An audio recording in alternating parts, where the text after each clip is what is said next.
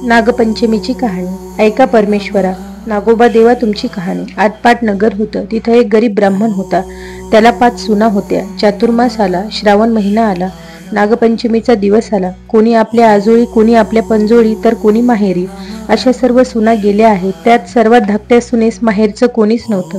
तेव्हा ती आपल्या मनात फार दुःखी झाली व मनात म्हणाली, माझ्या सर्व संबंधी नागोबा देव आहे असे समजून तो मला माहेराहून न्यायला येईल असे म्हणू लागली. इतक्यात काय घडले, शेष भगवानास तिची दया आली. त्याने ब्राह्मणाचा वेश घेतला व ह्या मुलीस नेण्याकरता आला. ब्राह्मण विचार पडला, हा इतके दिवस कुठे लपून राहिला व आताच कुठून आला. त्याने सुनीस विचारले. तिने पण हाच माझा मामा म्हणून सांगितले. ब्राह्मणाने त्या वेशधारी मामा नागोबा बरोबर तिची रवानगी केली. त्या वेशधारी मामा नागोबाने तिला आपल्या वारुळात नेले. खरी हकीकत सांगितली आणि आपल्या फणीवर बसवून आपल्या बिळात नेले. आपल्या बायका मुलास बजावले की हिला कोणी चावू नका. एके दिवशी नागाची नागिन बाळंत होऊ लागली. तेव्हा तिला हातात दिवा धरायला लावू दिला. पुढं नागिन बाळंत झाली. तिची पिलं वळवळ करू लागली. ही घाबरली व हातातला दिवा खाली पडला.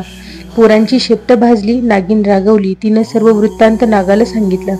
तो म्हणाला, तिला लवकरच सासरी पोहोचवू. पुढं ती पहिल्यासारखी आनंदात वागू लागली.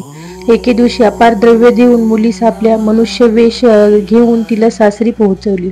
नागाची पिले मोठी झाली व आपल्या आईला विचारू लागली, आमची शेपटी कशानं तुटली.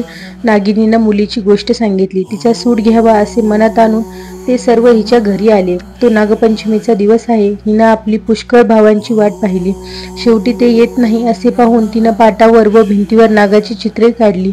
त्याची पूजा केली. जवळ नागांना लाह्या ठेवल्या, दूध वगैरे ठेवले, उकडीचा नैवेद्य दाखवला. हा सर्व प्रकार नागांची पिले पाहत होती. शेवटी तिनं देवाची प्रार्थना केली.